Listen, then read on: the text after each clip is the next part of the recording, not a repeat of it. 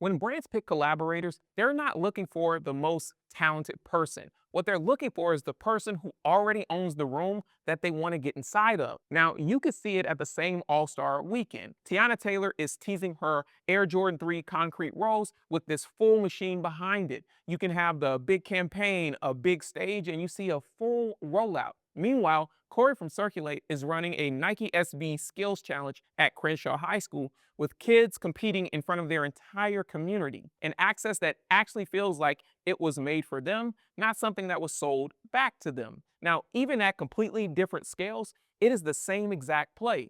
And that play has a name: Renting Relevance. It's what brands do when they need trust that they haven't earned. So they go and find the one person the community already believes. By the end of this, you'll know why some people get used by brands and others don't. I'm Bimma, and you're in the Collab Lab.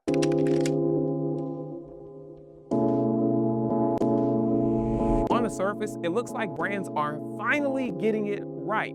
You got Jordan Brand linking up with Tiana because of her Harlem story, her artistry, her taste, her point of view. The story you get is simple. We see what you've built, we respect it, and now we're giving you a bigger stage. The same with Corey and Circulate. Nike frames it like community investment.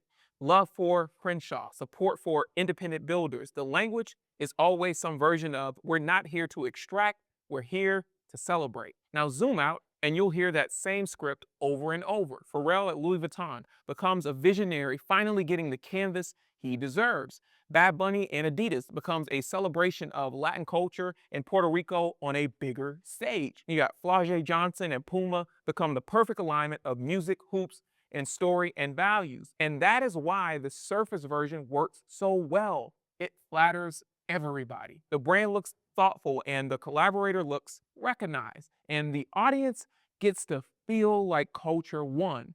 And parts of that story can absolutely be true. But the problem is not that the surface version is fake.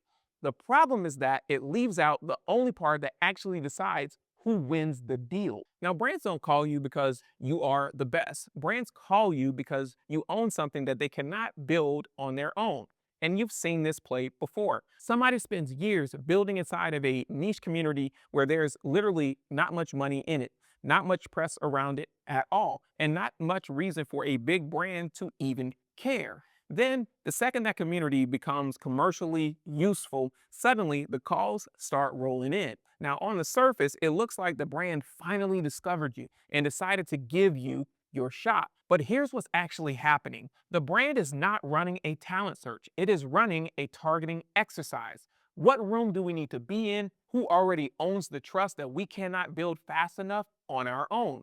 That is why Esther Wallace matters here. Esther and Player Society had already spent years building with Black women in sports culture before brands started acting like that audience was a revelation. Now, before Valkyries had a name, before the W became the place everybody suddenly wanted to stand near, she had already built the relationship. The community, it was already loyal. The brand just needed someone to hand them the keys. Now that is the play.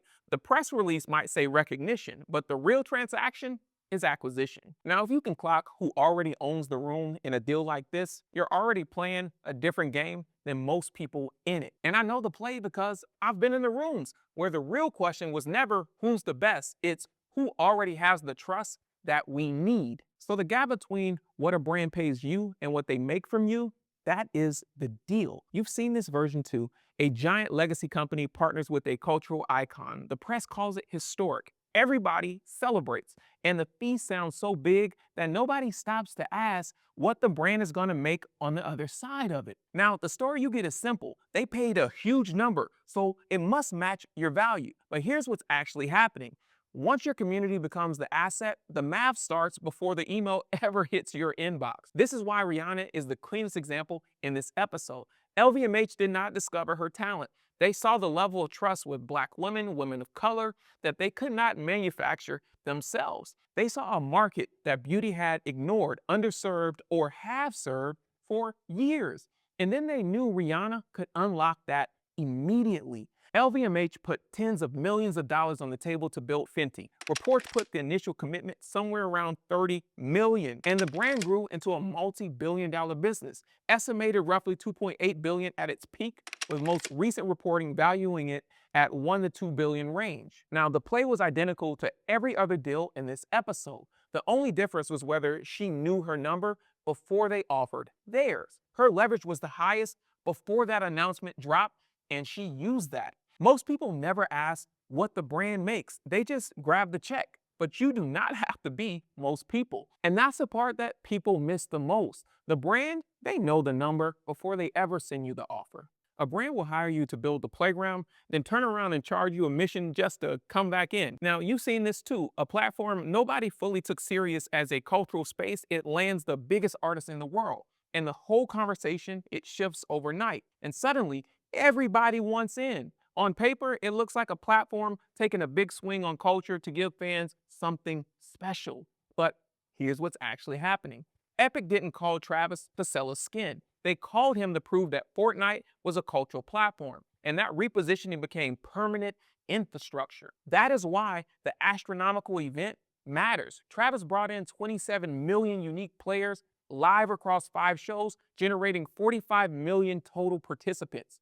He didn't just bring attention, he changed the terms of what Fortnite can now be in public. Now, they aren't renting your reach for a campaign cycle. They are using your community's trust to permanently rewrite what their brand is capable of being. That repositioning compounds forever. His check was fixed the day that he signed. And once you can see which big moments are actually infrastructure deals, you can't really unsee that. And that's the trap. One side thinks it's a moment. The other side knows that they're going to be cashing them checks forever. So now let's stop pretending that these are just interesting stories. What this is leverage. The people who keep getting cooked in these deals are usually not less talented.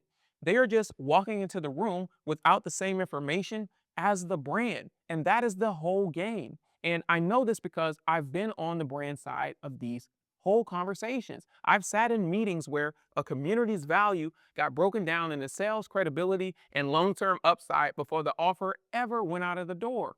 The brand knew what that audience was worth. The person across the table usually didn't. That information gap is the whole game. And if you want to understand this before it happens to you, I would subscribe and stay close. Because renting relevance, it only works on you if you don't know it's happening. The real question is not why they called, it's what you do when they do. What looks like recognition is usually a brand buying its way into your audience, and that is what's called renting relevance. The scale changes, the play doesn't. Esther Wallace had already built trust with Black women in basketball culture through Player Society before WNBA teams saw that audience as a business opportunity. Travis Scott helped Epic turn Fortnite from a game into a cultural stage, and Rihanna understood that if LVMH wanted her audience to believe in Fenty beauty, that trust was worth ownership, not just a check. And every time this play runs, 3 things are true. Truth 1, the brand knows your number, you don't. Before the call, they have already done the math on what your community is worth to them. Truth 2, your leverage is the highest before the announcement drops. Once the post is live, they already have the part that they came for, your cosign, your story. Your audience is paying attention. Truth 3, their return compounds while yours is usually fixed. Unless you negotiated ownership, royalties, or real partnership, they keep collecting long after your moment passes. Now, if you can clock that before the announcement goes up, you're already playing a different game than most people in the room. That is why the play matters. It is the difference between being cast in someone else's strategy and writing your own. Now, you see, it's easy to cheer for the flowers and miss the math underneath them. Now, if you're a creator, this is what this means. The brand sliding into your DMs already has a head start on the math of what your community is worth. And you're thinking about what you need right now. They are thinking about what they can make off of your trust over the next few years. That information is where you negotiate. So if you're an athlete or an artist, the deal in front of you is usually priced on what it costs them to access your audience right now, not what your audience will be worth to them after your name changes the brand's trajectory. Those are 2 different numbers, but only one of them is in your contract. And if you're a fan, here's the part that might bother you. Every time a collab feels perfectly made for us, you are probably looking at a brand acquiring access to your trust. The person who opened that door, they got paid once, and the brand, they get to keep charging you after that. So go back to where we started here. Go back to All-Star Weekend, Tiana Taylor on the big stage, Corey at Crenshaw High, different scale, different packaging, same play. It looked like recognition. It looked like flowers. It looked like culture winning. And maybe some of that was real, but underneath both moments was the same transaction, a brand finding the fastest believable path into a room that it did not own. Every collab you've ever admired was a transaction before it became a cultural moment. Now, the difference between the people who win those deals and the people who get used by them is whether they understood renting relevance before they sat down.